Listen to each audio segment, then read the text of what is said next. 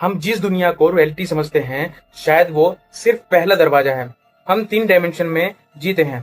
Length, width, height और time को मिलाकर हम इसे स्पेस टाइम कहते हैं। हिंदू पुराणों के मुताबिक इससे कहीं ज्यादा बड़ा है हमारा ब्रह्मांड। सिर्फ एक दुनिया नहीं, 14 लोक, 7 ऊपर के लोग और 7 नीचे के लोग। भूलोका जहाँ हम रहते हैं, भूवरलोका जहाँ दैविक शक्तियों का वर्णन मिलता है, सवरलोका इंद्र का लोक और सबसे ऊपर सत्यलोक ब्रह्मा जी का धाम। इसके विपरीत नीचे अताला, विताला, सुताला, तला तला, महातला, रसातला और पताला जैसे लोकों का वर्णन मिलता है। पुराणों में इन्हें सिर्फ जगह नहीं बल्कि अलग अलग प्लेन्स ऑफ एग्जिस्टेंस बताया गया है। और सबसे हैरान कर देने वाली बात है समुद्र मंथन। अगर इस घटना को सिर्फ हम एक कहानी न मानकर देखें तो कुछ लोग इसे कॉस्मिक लेवल की घटना का रूप में रियलिटी समझते हैं। शायद वो सिर्फ पहला दरवाजा हो। पुराणों के अनुसार ये सब अलग दिव्य तत्वों और शक्तियों का प्रकट होना था। कुछ लोग इसे जो कॉन्शियसनेस के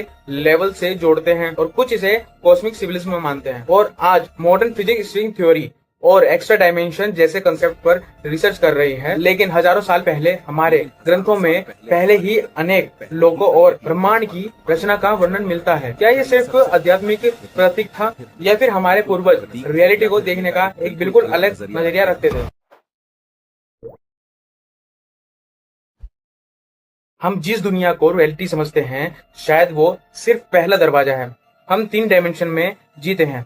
लेंथ, विड्थ, हाइट और टाइम को मिलाकर हम इसे स्पेस टाइम कहते हैं। हिंदू पुराणों के मुताबिक इससे कहीं ज्यादा बड़ा है हमारा ब्रह्मांड। सिर्फ एक दुनिया नहीं, 14 लोग, 7 ऊपर के लोग और 7 नीचे के लोग। भूलोका जहाँ हम रहते हैं, भूवरलोका जहाँ दैविक शक्तियों का वर्णन मिलता है, सवरलोका इंद्र का लोक और सबसे ऊपर सत्यलोक ब्रह्मा जी का धाम। इसके विपरीत नीचे अताला, विताला, सुताला, तला तला, महातला, रसातला और पताला जैसे लोकों का वर्णन मिलता है। पुराणों में इन्हें सिर्फ जगह नहीं बल्कि अलग अलग प्लेन्स ऑफ एग्जिस्टेंस बताया गया है। और सबसे हैरान कर देने वाली बात है समुद्र मंथन। अगर इस घटना को सिर्फ हम एक कहानी न मानकर देखें तो कुछ लोग इसे कॉस्मिक लेवल की घटना का रूप में रियलिटी समझते हैं। शायद वो सिर्फ पहला दरवाजा हो। पुराणों के अनुसार ये सब अलग दिव्य तत्वों और शक्तियों का प्रकट होना था। कुछ लोग इसे जो कॉन्शियसनेस के